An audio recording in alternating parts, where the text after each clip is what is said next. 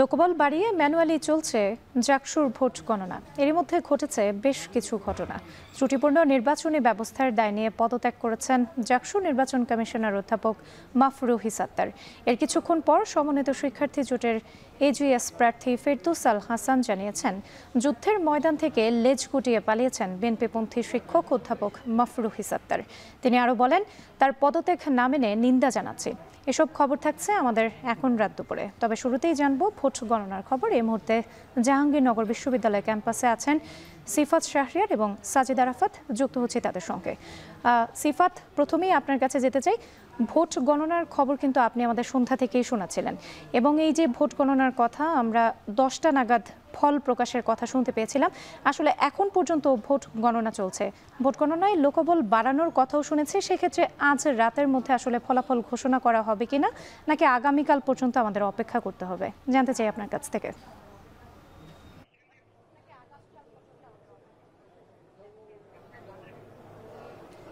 রাত্রি আগামীকাল পর্যন্ত অপেক্ষা হয়তো করতে হতে পারে, কারণ প্রথমত যিনি এই নির্বাচন কমিশনের যে সদস্য সচিব যিনি রয়েছেন এবং প্রক্টরও একই সাথে তিনি ঘোষণা দিয়েছিলেন যে রাত 10টার পরে ঘোষণা করা হবে।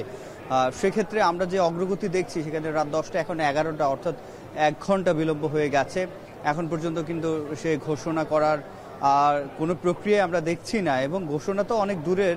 21টি হল, 9টি হল নিয়ে তারা কেন্দ্রীয় সংসদের ভোট গণনা শুরু করেছে। সেই 9টি হলের এখন পর্যন্ত কোনো তথ্য, কতটি আসলে কে কত পেয়েছে, সেটি কিন্তু এখন পর্যন্ত জানানো হয়নি। এবং এর পরবর্তীতে আমরা যেটি দেখছি, হলগুলোতে, অর্থাৎ হল সংসদে যেটি রয়েছে, সেগুলো পর্যন্ত এখন পর্যন্ত ঘোষণা করা হয়নি। বলা হচ্ছিল যে 2টি হল ছাড়া 19টি হলের আসলে গণনা শেষ হয়েছে, কিন্তু গণনা শেষ হলেও একটি একটি করে হয়তো করা যেত, কিন্তু তারা কোনোটি আসলে ঘোষণা করছেন না। কেন করছেন না সেটি নিশ্চয়ই তারা জানেন। আমরা যেটি দেখেছি, ডাকসু নির্বাচনের সময় তারা প্রত্যেকটি হলে নিজেরা আলাদা আলাদা করে ঘোষণা করেছেন। হল সংসদ সেখানে ঘোষণা হয়েছে, এবং পরবর্তীতে কেন্দ্রীয়ভাবে আবারও সিনেট ভবনে প্রকাশ করা হয়েছে। কিন্তু এখানে আসলে হল সংসদও কারা বিজয়ী সেটি আসলে জানার কোনো উপায় নেই, এমন একটি অবস্থা। এবং স্থবিরতা কাটিয়ে পরবর্তীতে সন্ধ্যা পর্যন্ত আজকে সারাদিনে নানা নাটকীয়তা, শোক, বিক্ষোভ, পাল্টাপাল্টি আমরা দেখেছি কর্মসূচি, অর্থাৎ দায় চাপানোর বিষয় দেখেছি। এবং পরবর্তীতে আমরা একজন শিক্ষককেও, যিনি নির্বাচনী ব্যবস্থার সাথে যুক্ত নির্বাচন কমিশনার, তিনিও পদত্যাগ করেছেন, এবং তার এই পদত্যাগ নিয়েও কিন্তু এই মুহূর্তে ক্যাম্পাস জুড়ে নানা আলোচনা রয়েছে। তো এই যে যখন নানা প্রশ্ন, তখন ঠিক আধা ঘন্টা আগে প্রক্টর নিজে আবারও ঘোষণা দিয়েছেন এই সিনেট ভবনে যে আগামী 2 ঘন্টার মধ্যে তিনি ফলাফল ঘোষণার জন্য উপযুক্ত করবেন। কিন্তু সেই আধা ঘন্টা পেরিয়েছে, আর যদি 1.5 ঘন্টাও ধরি, যেহেতু 9টি হল এখন পর্যন্ত শেষ হয়নি, তারপরে আরও 12টি হল, সেটি আসলে কতটা সম্ভব হবে? সন্ধ্যা থেকে এখন পর্যন্ত রাত 11টা, এই সময়টার মধ্যে দেখা যাচ্ছে যে 4টা, এবং আমরা যদি বলি 4 ঘন্টার মধ্যে তারা 9টি হল শেষ করতে পারেনি। বাকি 12টা হল শেষ করতে, যদি এখনও শেষ হয় এই 9টি হল, বাকি 12টা হল শেষ করতে নিশ্চয়ই আজকের পুরো রাতই শেষ হয়ে যাবে। সেক্ষেত্রে তারা আশ্বাস দিচ্ছেন ঠিকই, কিন্তু সেই রকম আসলে আমরা তাদের যে ফলাফল সেটি কিন্তু দেখছি না। এবং এখানে তবে বলা যায় যে দুপুর থেকে বিকাল থেকে সন্ধ্যার পরে তাদের জনবল বের হয়েছে, তারা বাড়িয়েছেন বলা যায়। কিন্তু বাড়ানোর তারপরেও আমরা কিন্তু এখন পর্যন্ত কোনো হলেরই ঘোষণা আমরা শুনতে পাইনি, এবং তাতে করে প্রত্যেকটি হলের যারা রিটার্নিং কর্মকর্তা ছিলেন তাদের সকলকে আসলে জেগে থাকতে হচ্ছে, এবং তাদেরকেও সেখানে পর্যবেক্ষণে রাখা হচ্ছে। কারণ কখন কার হল থেকে গণনা শুরু হচ্ছে, তাকে ডাক পড়লে তাকে আসতে হচ্ছে। আমরা জানি একজন শিক্ষিকা, অধ্যাপিকা যিনি মারা গেছেন আজকে, তিনি কিন্তু এরকম আমরা যেটি দেখেছি, তার অসুস্থতা, এবং তাই সারাদিন রাত কালকে কাজ করেছেন। এবং এই যে হাতে হাতে ম্যানুয়াল পদ্ধতিতে ভোট গণনার জন্য, তাই সকালবেলা এসে সিনেট ভবনের কক্ষে ভেতরে প্রবেশ করার আগেই তিনি মাটিতে লুটিয়ে পড়েন, এবং পরবর্তী সময়ে একটি হাসপাতালে তিনি মারা যান। এই যখন অবস্থা, তখন আসলে তারই সহকর্মীরা, আমরা দেখেছি একজন শিক্ষিকা তিনি বলেছেন যে না, মেশিনের মাধ্যমে করা হোক, তাতে করে দ্রুত সময়ের মধ্যে ফলাফল ঘোষণা করা সম্ভব হবে। কিন্তু আমরা সেটি দেখিনি। এখানে এসে ভিসি এবং সেই সাথে প্রধান নির্বাচন কমিশনার তিনি ঘোষণা দিয়েছেন ম্যানুয়ালি হবে এবং লোকবল বাড়ানো হবে। লোকবলও বাড়িয়েছে, ম্যানুয়ালি হচ্ছে, কিন্তু সে ফলাফল সেটি কিন্তু এখন পর্যন্ত পাওয়া যাচ্ছে না। তো এই ছিল রাত্রি আমার কাছে জাকসু নির্বাচন কমিশন ভবন থেকে সবশেষ।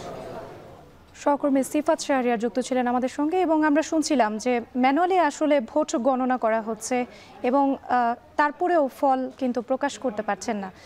আমরা একটু যুক্ত হতে চাই সাজিদ আরাফাতের সঙ্গে। সাজিদ, আমরা জেনেছি এর আগে ত্রুটিপূর্ণ নির্বাচনী ব্যবস্থার দায় নিয়ে পদত্যাগ করেছেন জাকসু নির্বাচন কমিশনার বিএনপিপন্থী অধ্যাপক মাফরুফিস আক্তার।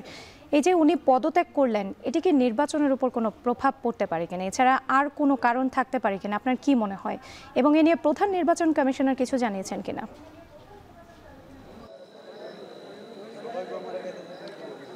রাত্রি জাকসু নির্বাচন নিয়ে আসলে নানা নাটকীয়তা চলছে। এখন পর্যন্ত আমরা দেখছি এই নাটকীয়তার আসলে শেষ কোথায় সেটি যেন কেউই আসলে বলতে পারছে না। আমরা গণমাধ্যম কর্মীরা রয়েছে এখানে, শিক্ষার্থীরা রয়েছে, যারা এই নির্বাচনে অংশগ্রহণ করেছেন, বিভিন্ন প্যানেলের যে প্রার্থী তারাও রয়েছেন, এবং নির্বাচনী গণনাও কিন্তু একদিকে চলছে, ভোট গণনা সেটি ম্যানুয়াল পদ্ধতিতে চলছে। এই ম্যানুয়াল পদ্ধতিতে চলতে চলতে আসলে কোথায় গিয়ে থামবে, আদৌ নির্বাচনের এই ফলাফল কবে নাগাদ আসবে, সেই প্রশ্নের উত্তর কিন্তু এখন সবাই খুঁজছে।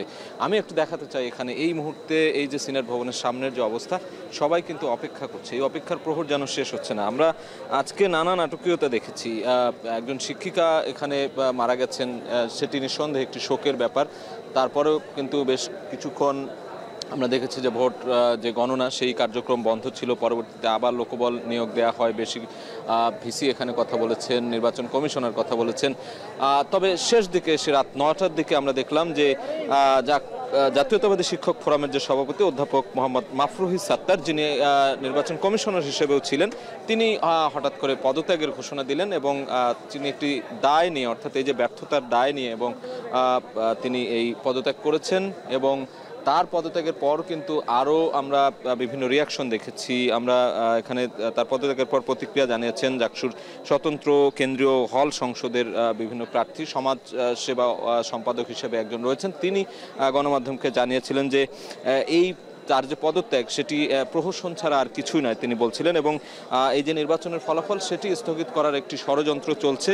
সেই ষড়যন্ত্র মোকাবেলা করতে শিক্ষার্থীরা ঐক্যবদ্ধ আছে, শিক্ষার্থীরা সজাগ রয়েছে, সতর্ক রয়েছে, এমনটি বলছিলেন। এবং কোনোভাবে যাতে এই নির্বাচন ফলাফল বানচাল করা না হয় সেদিক নজর রাখছেন বলে তারা জানিয়েছেন। এবং নির্বাচনকে বিতর্কিত করতেই তারা এই যে পদত্যাগের যে বিষয়গুলো আসছে সেগুলো নিয়েও কিন্তু তারা সমালোচনা করেছেন। এবং আমি একটু বলে রাখতে চাই যে এই নির্বাচন পরবর্তী সময়ে 24 ঘন্টা তো পেরিয়েছে অনেক আগেই, আরও দীর্ঘ সময় এখনও গণনা চলছে। সেই গণনা আসলে কখন শেষ হবে এই অপেক্ষায় কিন্তু সবাই রয়েছে, গণমাধ্যম কর্মীরাও রয়েছে। এবং আমরা দেখেছি যে আজ এই যে পদত্যাগের পর কিন্তু নানান ধরনের আলোচনা সমালোচনা হচ্ছে, কিন্তু নির্বাচনে এটির প্রভাব পড়বে কিনা সেটি এখন পর্যন্ত বলা যাচ্ছে না। তবে তিনি যে ব্যর্থতার দায় নিয়ে পদত্যাগ করছেন সেটিকে প্রহসন এবং নাটক বলছেন অনেকেই।